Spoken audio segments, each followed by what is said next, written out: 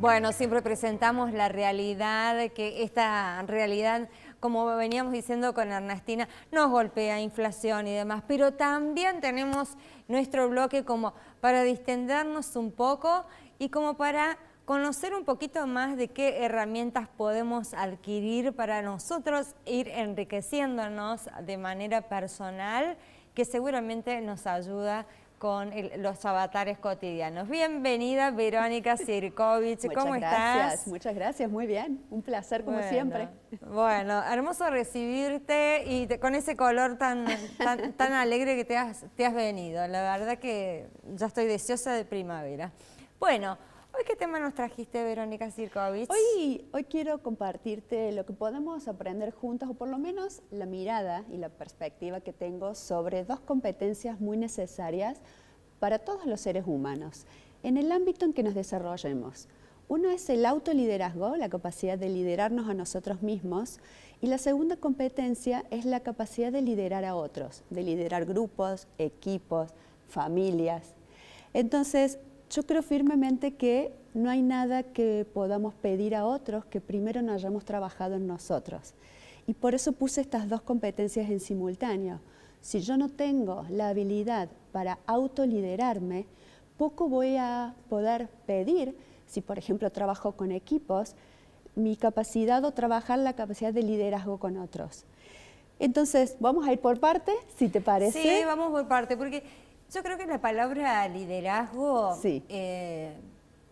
Bueno, hay una parte de gente que ha estudiado mucho el tema, pero en el popular común, por allí se asocia a ser jefe o a ser el que manda, pero no a otras cuestiones que tienen que ver más en profundidad con lo que es liderar, ¿no? Porque uno se imagina un líder político, un líder, pero en realidad si sos mamá, si sos papá, si tenés un emprendimiento, no sé, un comercio con 4 empleados, los tenés que liderar. Liderarse uno mismo, o sea, el concepto es mucho más amplio de lo que por ahí en lo cotidiano la gente asocia, ¿no? Sí, absolutamente, pero justamente trajiste lo que es el concepto, te podría decir, tradicional y antiguo del liderazgo, porque ya ni en la empresa ni en las compañías se habla de jefes, sino que se habla de líderes. Entonces, ¿de qué hablamos cuando hablamos de líderes? Hablamos de personas que inspiran,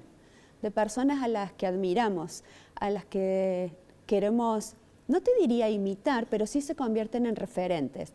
Pero se convierten en referentes principalmente por sus condiciones humanas. Ya sabemos en esta época de Google que técnicamente todo se puede aprender. Y lo que más se busca en este momento en las organizaciones, por ejemplo, son líderes empáticos, líderes que tengan la capacidad de comprender, líderes que tengan la capacidad de escuchar, de poder estar atentos a las necesidades de las personas. Ya hoy ya no se habla de jefes, ya no se habla de personas que mandan, sino que se habla de personas que justamente tienen, por ejemplo, la capacidad de ser buenos gestores de los estados de ánimo de los equipos. Eso es un buen líder. Si tiene la habilidad para crear las conversaciones necesarias para que los resultados ocurran, en definitiva, gestar y regular los estados de ánimo de su gente, es un excelente líder.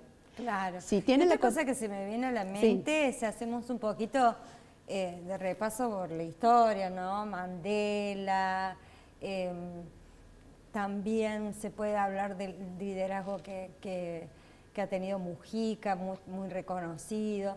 También bregar con el ejemplo, ¿no? Porque yo creo que lo que más enoja a la gente en las empresas, en los trabajos, en la política o en casa también, es cuando haz lo que yo digo, pero no lo que yo hago. La falta de coherencia. Por eso te decía que no podemos pedirle nada a otros que no seamos capaces de trabajar primero en nosotros. Por eso es tan importante también el autoliderazgo, la capacidad de conocernos, de tener autoconciencia, de saber cuáles son nuestros valores, nuestras expectativas, nuestras creencias, nuestra habilidad para la autoconfianza, es decir, como nos conocemos tanto, entonces nos animamos a tomar decisiones y de ahí deriva la autoeficacia, que es puedo regular, avanzar, ir y venir con todo lo que hace mi campo de acción, porque me conozco, porque tengo evidencia de lo que pude hacer y porque entonces sé que puedo obtener resultados.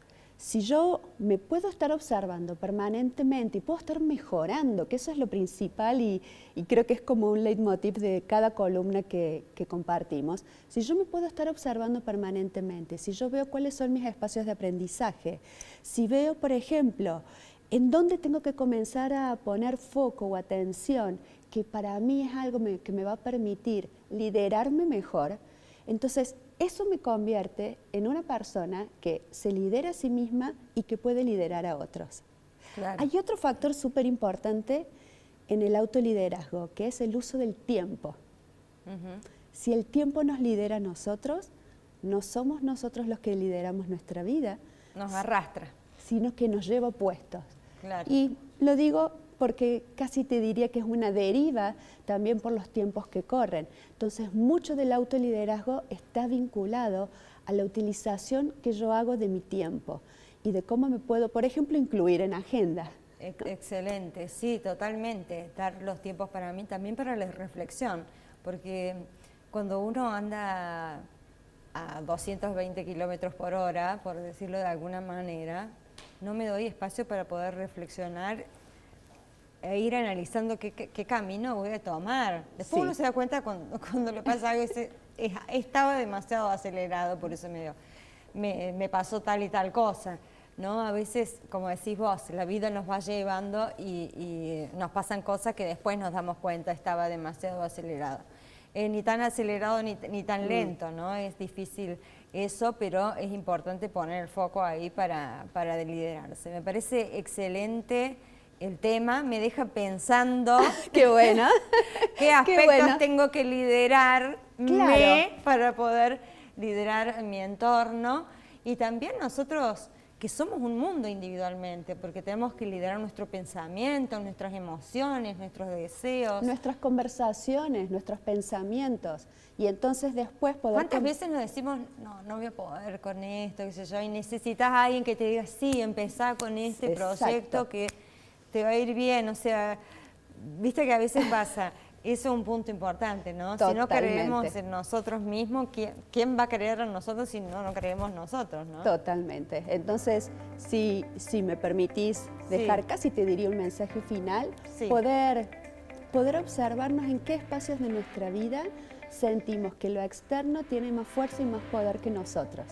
Porque entonces eso es lo que está liderando en este momento parte de nuestro sentir. Y cómo poder dar vuelta y revertir esa sensación, pero no solo como sensación, sino con acciones y con decisiones concretas.